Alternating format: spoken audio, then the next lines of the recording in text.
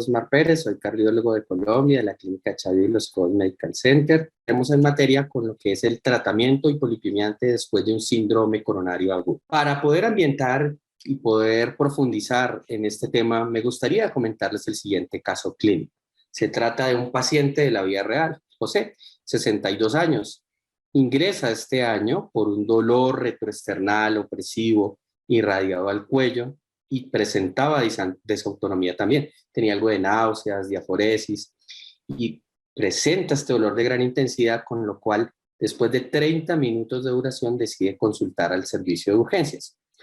Como se mandan las guías, una vez llega allí en menos de 10 minutos se debe tomar el electrocardiograma y así se hizo. Miren ustedes cómo se le muestra una elevación del segmento ST de predominio en la pared inferior, compatible con una lesión subepicárdica, con cambios recíprocos acá en B2, B3, y con un D3 que tiene una elevación del ST marcada mayor que el D2. Por electrocardiograma uno podría pensar que la arteria culpable es la coronaria derecha. Y pues cuando se llevó a cateterismo así fue.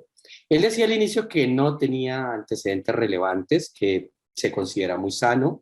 Al examen físico no se encontró algo significativo como para pensar en insuficiencia cardíaca, pero cuando van saliendo los diferentes laboratorios de enfoque, tiene una hemoglobina glicosilada en rango de prediabetes y ya vamos a ver su perfil lipídico, que es bien llamativo. Además estaba hipertenso y estuvo hipertenso la mayor parte del tiempo durante la hospitalización, con lo cual se confirmó una hipertensión arterial que no estaba diagnosticada y le medimos una cintura de 96 que para nuestro medio en hombres está elevada significativamente por encima de 90. Se realizó un ecocardiograma que tenía trastornos de la contractilidad y una FEBI reducida levemente en 48%.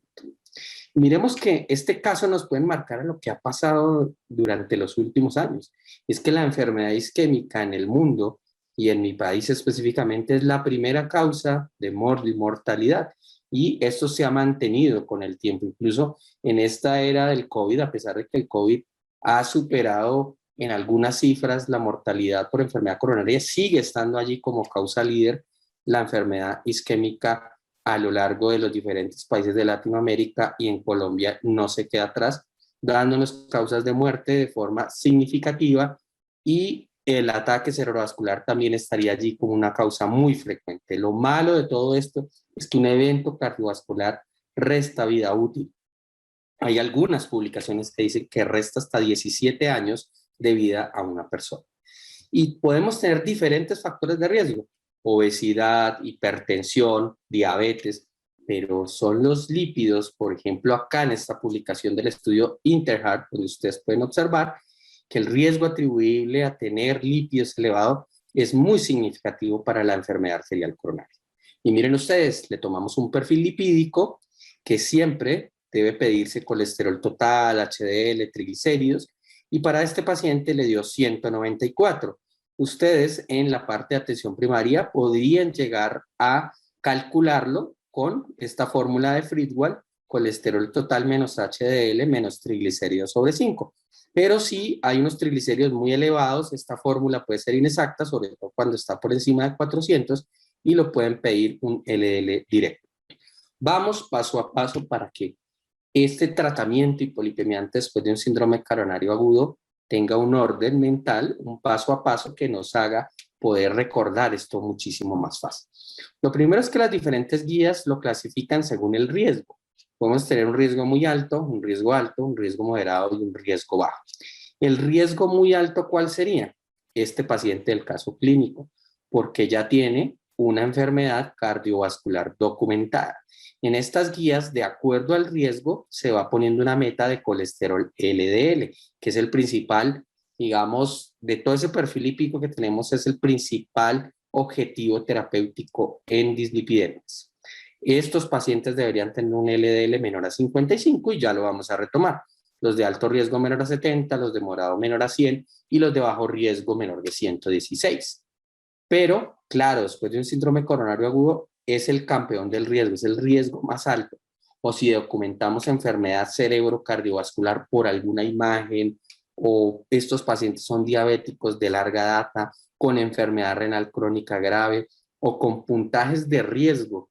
Por ejemplo, para Europa, que se utiliza el score, son elevados más del 10%, o pacientes con hipercolesterolemia familiar que tienen factores de riesgo adicionales. Los de alto riesgo no cumplen los criterios de arriba, pero pueden ser tener colesteroles LDLs elevados, más de 190, pueden ser hipertensos con más de 180, 110, hipercolesterolemia familiar con varios factores de riesgo, diabéticos de larga data con enfermedad renal, digamos, en rango moderado, y un score que les puede dar entre 5 y 10%. El riesgo moderado no cumple los criterios de arriba, pero tienen al menos diabetes de una duración importante, un score que está en un riesgo intermedio, y los de bajo riesgo no cumplen nada de lo de arriba, pacientes muy sanos, deportistas sin antecedentes, con un riesgo que les da muy bajo, menor al 1%. Siempre en todas las guías, ya sea hipertensión, de lipidemia, diabetes, es clave estratificar el riesgo. Tenemos varias escalas, ASCVD, la OMS, en el caso de Colombia tenemos el Framingham ajustado que se calcula y se multiplica por 0.75, y muy recientemente la CIAC dice que podemos usar el score que usan en Europa, pero utilizando factores de corrección que pueden oscilar entre 0,7 y 1,3, dependiendo de la región de Latinoamérica. Para la mayoría de países de Sudamérica es multiplicar por 0,7. No todas las sociedades están de acuerdo con eso, pero por lo menos en mi país lo hacemos de este modo. Paso 1, clasificar el riesgo. Luego miramos la guía que más se acomode a nuestro medio. Hay guías muy importantes y claras. Me gusta muchísimo la clasificación europea, y de hecho, por lo menos en mi país, hemos hecho una adaptación de estas guías europeas. Gustan muchísimo porque van acorde a la evidencia actual, y de acuerdo a esa clasificación de riesgo establecemos una meta. En el paso 2, usamos estatinas de alta intensidad o estatinas con mayor evidencia. ¿Cuáles? Atorvastatina 40-80 miligramos o rosuvastatina 20 o 40 miligramos al día. Sabemos por los estudios con estatinas que a menos nivel de LDL, menores eventos cardiovasculares. Por eso es importante a este paciente posinfartado iniciarle este tratamiento, y sabemos que cada reducción de al menos 39 miligramos sobre decilitro de LDL nos va a tener menos eventos cardiovasculares, un 22%, y la mortalidad se empieza a reducir un 10% aproximadamente. Paso 3, miramos estrategias no estatínicas. ¿Cuáles principalmente? Ezetimibe e inhibidores de la PCSK9. Con ezetimibe tenemos el estudio IMPROVE-IT, con el cual empezamos a aprender del riesgo residual. ¿Y qué es esto que ustedes ven acá? Con estatina bajamos el LDL, pero si le adicionamos ezetimibe, que no permite la absorción intestinal del colesterol y promueve su eliminación, baja más el LDL y se baja más el riesgo cardiovascular. En este estudio, pues fue una reducción un poco modesta, pero fue significativa y ha hecho que el ezetimibe se posicione en guías de manejo. Inhibidores de la PCSK9, pues básicamente tenemos 2 aprobados en el mundo y disponibles en la mayoría de países, que son evolocumab y alirocumab. Cada uno ya tiene su estudio fase 3, en el caso de evolocumab el Fourier, y en el caso del alirocumab el Odyssey Outcomes. Se han probado otros PCSK9, pero suspendieron sus estudios por desarrollo de inmunogenicidad. Si queremos comparar estos 2 estudios, tenemos aquí esta diapositiva muy interesante para que ustedes la tengan y la lleven a casa. Fourier fue un estudio bastante grande, fue con evolocumab. Participaron muchísimos países a nivel mundial, de Latinoamérica. Colombia también aportó más de 300 pacientes. Eran pacientes con enfermedad cardiovascular estable, pero tenían antecedente de infarto, tenían antecedente de ataque cerebrovascular, tenían antecedentes de enfermedad arterial periférica. Su promedio de edad era más o menos 63 años, utilizaban estatinas una gran proporción, poco uso de ezetimibe, pero miren ustedes que no es que tuvieran un LDL marcadamente elevado como los que vemos en hipercolesterolemia familiar, sino más o menos una mediana de 92, un LDL que vemos a diario y que se pueden ver en este tipo de pacientes. El objetivo del estudio fue reducir un compuesto de mortalidad cardiovascular, infarto, ataque cerebrovascular, revascularización y hospitalizaciones por angina. El seguimiento fue a 26 meses. Con el Odyssey fue con la alirocumab, más de 18,000 pacientes, se aleatorizaron después de un infarto. Es decir, acá los pacientes presentan el evento coronario y a las 4 semanas del evento lo aleatorizan un brazo con el IPCCK9 y el otro brazo placebo, que es manejo por guías en ese momento, estatinas, y podía estar combinado con ezetimibe. Igual Fourier también era IPCCK9 y en el otro brazo placebo, que era realmente estatinas y ezetimibe. La reducción en Fourier del LDL fue significativa. Miren ustedes la diapositiva, casi un 60% de reducción.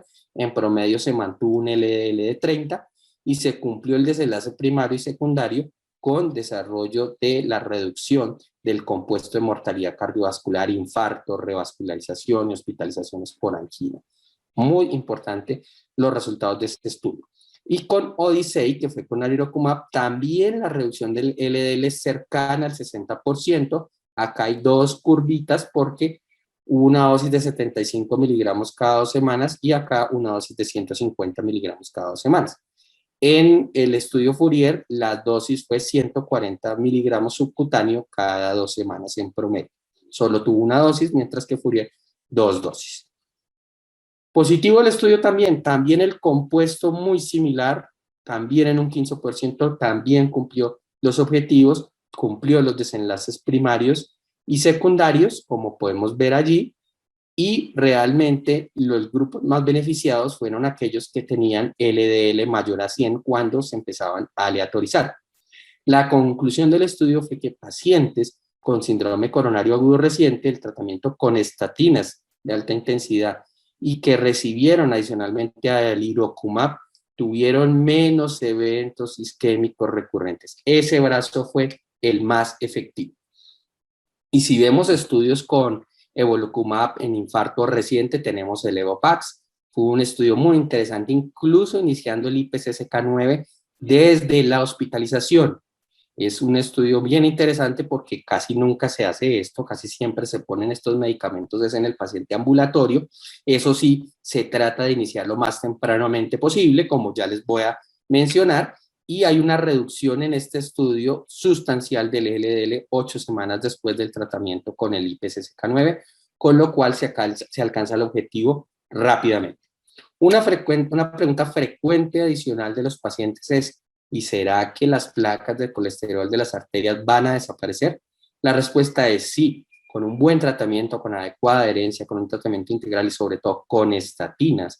Al hacer mediciones de placa aterosclerótica que se pueden hacer mediante cateterismo y técnicas especiales, ya sea tomografía óptica o una ecografía intravascular, un ultrasonido intravascular, se reduce el volumen de la placa aterosclerótica cuando baja el LDL. Y con IPCCK9 tenemos el estudio GLAGOP, que fue con evolocumab y se hizo una medición por ultrasonografía de la placa y una reducción significativa en el brazo de estatina más el IPCCK9.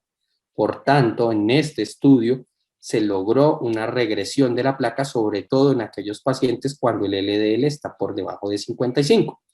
Efectos adversos, ya les mostré, estos pacientes bajan el LDL de forma significativa. Ya tenemos el Ebbinghaus para mirar si tienen trastornos cognitivos o si presentan más diabetes o si presentan alteraciones como cataratas, alteraciones musculares, miopatía, y realmente ya tenemos hasta un metaanálisis que coge todo y recopila todos los estudios con IPCCK9 y no hay diferencias significativas comparadas con placebo. Son terapias seguras. Por eso en esta diapositiva ustedes ven cómo acá en las guías clasifican estos pacientes, y nuestro paciente, el caso clínico, era un riesgo muy alto, un paciente post-infarto. ¿Cuál sería la meta? No queda la menor duda que debe tener menos de 55 miligramos sobre decilitro. ¿Y qué más nos dicen las guías? Que esos pacientes de presión secundaria de riesgo muy alto, como el caso clínico, un paciente posinfartado, la meta con indicación y recomendación muy alta, 1A, es tenerlo menos de 55. Y miren que nacen nuevas evidencias a partir de los últimos estudios que han sido publicados. Y es que aquellos pacientes de muy alto riesgo, con eventos recurrentes incluso, que tengan eventos en menos de 2 años y recurran, deben tener un LDL todavía más bajo, menos de 40 miligramos sobre decilitro, con esta recomendación y nivel de evidencia. Entonces, nos proponen metas estrictas, menos de 55, y pacientes de muy alto riesgo y recurrentes, entre más bajo mejor, hasta menos de 40. Es un mensaje muy importante para tener en cuenta. Y no solo es importante bajar el LDL, sino el sentido de urgencia, sobre todo en estos pacientes que son posinfarto.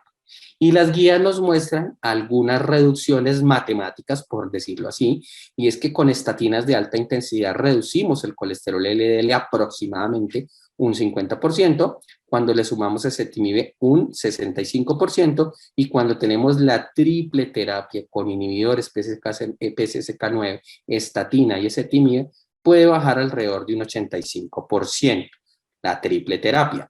Pero, ¿qué nos dicen las guías? Seamos ordenados, empecemos primero, estilos de vida saludable, clave. Y luego, si nuestro paciente tiene indicación de estatina, como en el caso de nuestro paciente posinfarto, iniciamos rosu o atorvastatina en las dosis de alta intensidad, primer paso. Si no alcanza la meta, segundo paso ezetimibe, y si no alcanza la meta, tercer paso, adicionamos un inhibidor PCSK9 como evolocumab o alirocumab. ¿Cuál es el tiempo que dicen las guías entre paso y paso? Aproximadamente entre 4 y 8 semanas. Pero si el paciente es un síndrome coronario agudo reciente, ojalá entre 4 a 6 semanas podamos hacer la reducción máxima, e incluso ese paciente ya debe tener definido si se le debe iniciar un inhibidor PCSK9. ¿Qué pasó con nuestro caso clínico? Se le dejó rosuvastatina 40, pero casi que inmediatamente en la hospitalización, al hacerle cuentas, como tenía 194 LDL al inicio, dimos solo con rosuvastatina no va a llegar a metas, entonces de entrada empezamos con ezetimibe. Alguno diría, incluso por matemáticas le ponemos entonces la triple terapia de inicio, el IPCSK9. No lo hacemos así porque en la práctica vemos que hay hiperrespondedores que les va muy bien con la combinación de estatina-ezetimibe y que cuando le hacemos el control ya están en metas. Por eso es que a la mayoría de pacientes, desde que tengan una adecuada adherencia con estatina y ezetimibe, se logra la meta. En el caso de este paciente de la vida real no fue así, tenía 94 a las 4 semanas y como tenemos el sentido de urgencia en un postsíndrome coronario, le iniciamos un IPCSK9. A las 4 semanas llegó José después de haberle iniciado el inhibidor y ya tenía un LDL 31, es decir, por fin en metas. Importante plantear metas, hacer un manejo holístico e integral. Yo pongo mucho esto en las historias clínicas de mis pacientes, y es que el que venía fumando debe dejar de fumar, debe tener una dieta saludable, rica en vegetales, frutas, pescado, actividad física regular, al menos 150 minutos semanales, bajar de peso quienes están obesos, bajar el perímetro abdominal quienes tienen obesidad abdominal. La meta hoy en día en estas guías estaba 140-90, pero estos pacientes de muy alto riesgo debe ser menos de 130-80 y el LDL para este posinfartado menos de 55. Algunos hablan de metas de no HDL, eso se puede discutir también y seguro que cuando logramos estas metas se pueden plantear, incluso con ApoB. Los triglicéridos no tienen un riesgo totalmente atribuible a riesgo cardiovascular, por lo que en general se recomiendan menos de 150 y los diabéticos menos de 7% de hemoglobina glicosilada. Esta es la parte final, la importancia de entender el riesgo residual, cómo estos pacientes posinfarto podemos ser muy integrales, manejar la vía de la inflamación. Cada vez salen más publicaciones con colchicina, con canakinumab. En la parte metabólica, en los diabéticos, tenemos una importante evidencia con inhibidores SGLT2, análogos de GLP-1. En la parte plaquetaria y de coagulación podemos tener terapias extendidas con ticagrelor o dosis bajas de rivaroxaban, pero sin duda importante tener en cuenta el factor lipídico y que ya tenemos estrategias que reducen ese riesgo residual como ezetimibe, inhibidores de la PCSK9, y ya están saliendo estudios con omega purificados. Conclusiones del caso y mensajes finales. El colesterol LDL sigue siendo el principal protagonista de las diferentes guías de manejo. Es el objetivo principal en la reducción cardiovascular, el objetivo terapéutico principal. Las herramientas claves son ¿cuáles? Estilos de vida saludable, estatinas de alta intensidad y terapias no estatínicas como ezetimibe, y si no se llega a metas, inhibidores de la IPCSK9.